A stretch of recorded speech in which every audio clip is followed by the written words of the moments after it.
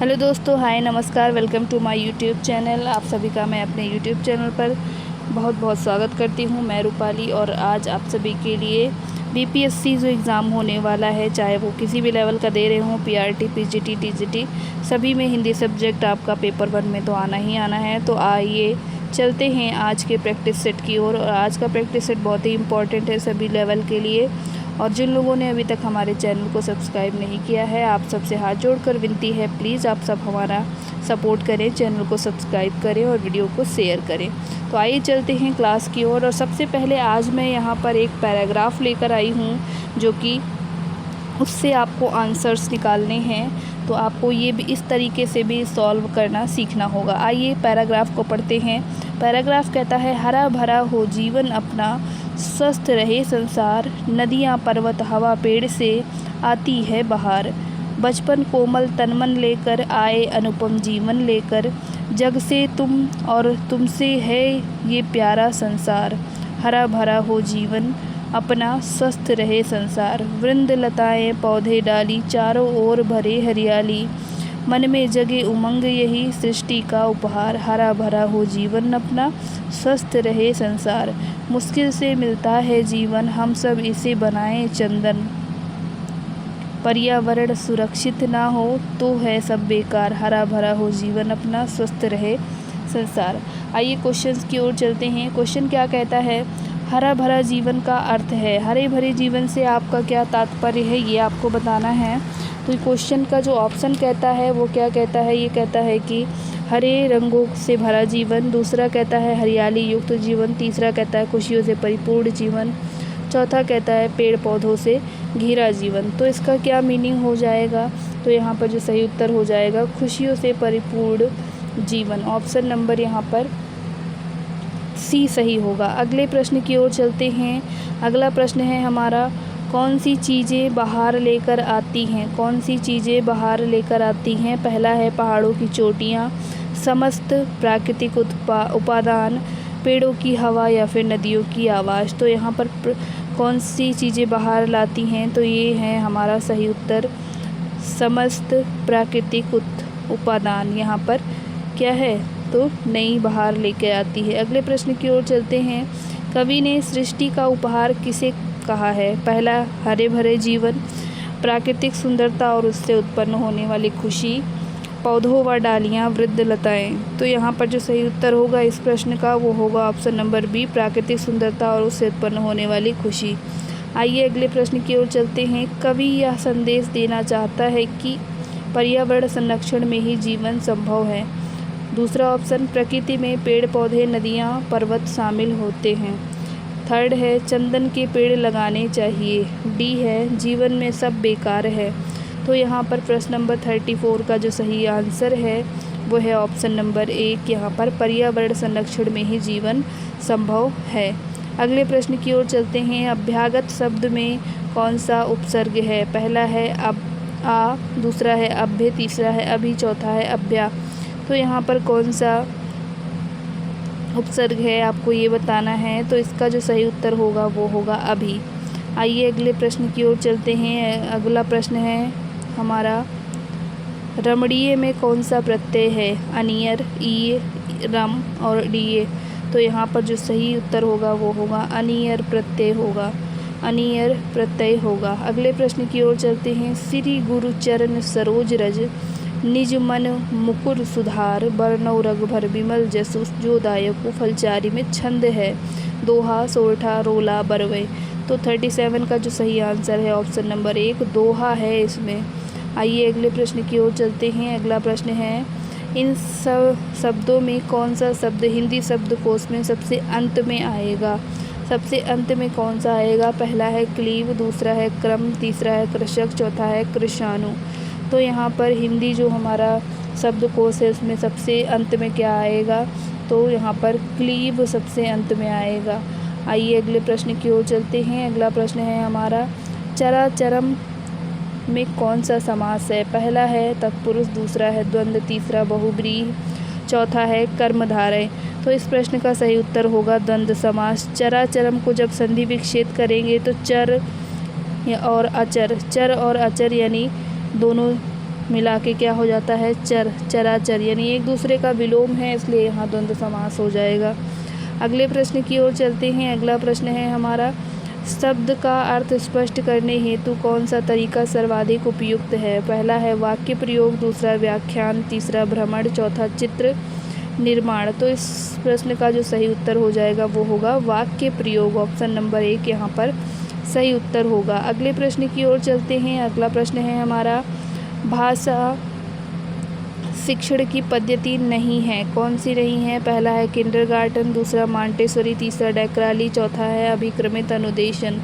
प्रश्न नंबर 41 का जो सही उत्तर होगा वो होगा ऑप्शन नंबर डी, अभिक्रमित अनुदेशन। अगले प्रश्न की ओर चलते हैं। अगला प्रश्न है हमारा, बालक की प्रारंभिक शिक्षा उसकी मातृभाषा में दी जाए, यह मानना है, किसने माना है ये? तो पहला है मॉन्टेसरी, दूसरा महात्मा गांधी, तीसरा फ्रोबेल, चौथा किलपैट्रिक। तो प्रश्न नंबर 42 का जो सही उत्तर होगा वो होगा ऑप्शन नंबर बी, बालक को शिक्षा उसकी मातृभाषा में दी जानी चाहिए। अगले प्रश्न की ओर चलते हैं। व्याकरण से लिया गया क्वेश्चन है, व्याकरण शिक्षण के लिए उपयुक्त नहीं है, कौन सा यहाँ पर उपयुक्त नहीं है? आगमन प्रणाली, निगमन प्रणाली, या अव्याकृति प्रणाली, या कक्षा अभिनय प्रणाली। तो यहाँ पर डी ऑप्शन होगा, ये यहाँ पर क्या है, कक्षा अभिनय प्रणाली। आइए अगले प्रश्न की ओर चलते हैं। अगला प्रश्न है, आनंद कादम्बिनी पत्रिका का प्रकाशन कहाँ से होता है? आनंद कादम्बिनी पत्रिका का प्रकाशन कहाँ से होता है? बनारस, मिर्ज़ापुर, इलाहाबाद, लखनऊ। इन 4 जगह में से कहाँ से होता है तो ये बताना है आपको। तो यहाँ पर मिर्ज़ापुर से होता है ये आनंद कादम्बिनी का प्रकाशन। आइए अगले प्रश्न की ओर चलते हैं। आदिकाल की रचना है, आदिकाल की रचना है अखरावट, छत्रसाल, दशक, दीपशिखा, खुमान रासो। तो यहाँ पर आदिकाल की जो रचना है वो क्या है? तो यहाँ पर खुमान रासो क्या है, आदिकाल की रचना है। अगले प्रश्न की ओर चलते हैं। अगला प्रश्न है, हिंदी गद्य की पाठ्य योजना में उद्देश्य कथन आता है। हिंदी गद्य की पाठ्य योजना में उद्देश्य कथन आता है पूर्व ज्ञान के पश्चात, प्रस्तावना प्रश्न के पश्चात, आदर्श वाचन के पश्चात, मौन वाचन के पूर्व। तो यहाँ पर जो प्रश्न नंबर 46 का सही आंसर है ऑप्शन नंबर बी सही होगा, प्रस्तावना प्रश्न के पश्चात। प्रस्तावना प्रश्न के पश्चात क्या है? ऑप्शन नंबर बी इस प्रश्न का सही उत्तर है। अगले प्रश्न की ओर चलते हैं। आचार्य रामचंद्र शुक्ल का निबंध संग्रह है, आचार्य रामचंद्र शुक्ल का निबंध संग्रह है माटी के फूल, माटी का फूल, चिंतामणि, क्षण बोले कण मुस्कुराए, आलोक पर्व। तो यहाँ पर इस प्रश्न का सही उत्तर होगा चिंतामणि, जिसके लिए इनको पुरस्कार भी मिला था। आइए अगले प्रश्न की ओर चलते हैं। अगला प्रश्न है हमारा, राष्ट्रवादी कवि रामधारी सिंह दिनकर को उर्वशी के लिए ज्ञानपीठ पुरस्कार किस वर्ष में प्रदान किया गया? 1971, 1972, 1973, 1974। तो यहाँ पर कब मिला? तो इनको 72 में मिला, यानी 1972 में मिला था। आइए अगले प्रश्न की ओर चलते हैं। अगला प्रश्न है, शहद शब्द है, शहद किसका शब्द है? तत्सम है, तद्भव है, देशज है, या फिर आगत है? तो सहज क्या है? तो ये आगत शब्द है, आया हुआ शब्द है। आइए अगले प्रश्न की ओर चलते हैं। वनिता का प्रयोग किस अर्थ में होता है? जंगल, स्त्री, पुस्तक, या फिर व्यवसायी। तो वनिता क्या होता है? तो यहाँ पर वनिता स्त्री होती है, स्त्री के अर्थ में इसका प्रयोग हम करते हैं। नेक्स्ट क्वेश्चन की ओर मूव करते हैं। मुकुंद किसका पर्याय है? मुकुंद किसका पर्याय है? विष्णु का, शिव का, सूर्य का, कामदेव का। तो मुकुंद किसका पर्याय है तो आपको बताना है। तो ये हम विष्णु भगवान का नाम है मुकुंद, मुकुंद इनको बोलते हैं विष्णु जी को। अगले प्रश्न की ओर चलते हैं। काहे रे नाली तू कुमलानी, तेरे ही नाली सरोवर पानी। इस पंक्ति के रचनाकार कौन हैं? मलिक मोहम्मद जायसी, रैदास, कबीरदास, या फिर दादू। तो यहाँ पर इस प्रश्न का जो सही उत्तर होगा वो होगा कबीरदास। ऑप्शन नंबर सी सही उत्तर है इस प्रश्न के लिए। अगले प्रश्न की ओर चलते हैं। अगला प्रश्न आपने हो सकता है पहले से सुन रखा हो। करपट का तद्भव रूप है, करपट का तद्भव रूप है कपट, कारपेट, कपूर, या फिर कपड़ा। तो यहाँ पर करपट का जो तद्भव रूप है वो क्या है? तो यहाँ पर हो जाएगा option number D, that is कपड़ा। आइए अगले क्वेश्चन की तरफ मूव करते हैं। अगला क्वेश्चन है हमारा, निम्नलिखित में वर्तनी की दृष्टि से कौन सा शब्द युग्म शुद्ध है? पहला है बारात बसंत, बारात बसंत, या बारात वसंत, या फिर बारात वसंत।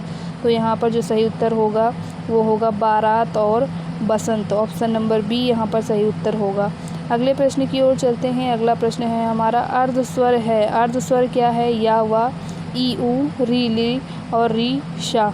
तो यहाँ पर अर्ध स्वर यहाँ पर हमारा क्या है? तो या और वाह है हमारा अर्ध स्वर। अगले प्रश्न की ओर चलते हैं। अगला प्रश्न है चोर की दाढ़ी में तिनका मुहावरा का सही अर्थ है। चोर की दाढ़ी में तिनका मुहावरे का जो सही अर्थ है क्या है? पहला है अपराधी का अपनी दाढ़ी खुजलाना। दूसरा है अपराधी का संकटाग्रस्त होना। तीसरा अपराधी की पहचान हो जाना। चौथा अपराधी की अपनी पहचान छिन जाना। गाइस यहाँ पर मैंने अपने जो चैनल है इस पे मैंने मुहावरे और लोकोक्ति की वीडियो डाली है, तो आप उसको भी जाके वॉच कर सकते हैं।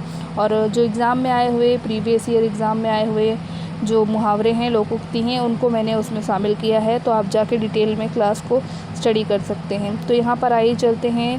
प्रश्न नंबर 56 का जो सही आंसर है वो क्या है? अपराधी का संकटग्रस्त होना। संकटग्रस्त होना। आइए अगले प्रश्न की ओर चलते हैं। अगला प्रश्न कहता है एक बार कही बात को दोहराते रहना। वाक्यांश के लिए एक शब्द, यानी इस वाक्यांश के लिए एक शब्द। गाइस वाक्यांश के लिए शब्द पर भी मैंने वीडियो बनाई है, उस वीडियो को भी ज़रूर वॉच करें। ये ऑप्शंस की ओर चलते हैं। पहला है आगार, दूसरा है प्राक कथन, तीसरा है पृष्ठ पेषण, चौथा प्रस्तावना। तो यहाँ पर इस प्रश्न के लिए जो सही होगा वो होगा पृष्ठ पेषण। पृष्ठ पेषण क्या है? तो राइट आंसर है। अगले प्रश्न की ओर चलते हैं। अगला प्रश्न है बुद्धिहीन शब्द व्याकरण की दृष्टि से किस संवर्ग में है? बुद्धिहीन किस में आता है? पहला है संज्ञा है, सर्वनाम है, विशेषण है या फिर क्रिया है। क्या है ये? तो ये है हमारा विशेषण। ये विशेषता बता रहा है, गुण कमी या दोष को बता रहा है, तो विशेषण कहलाएगा।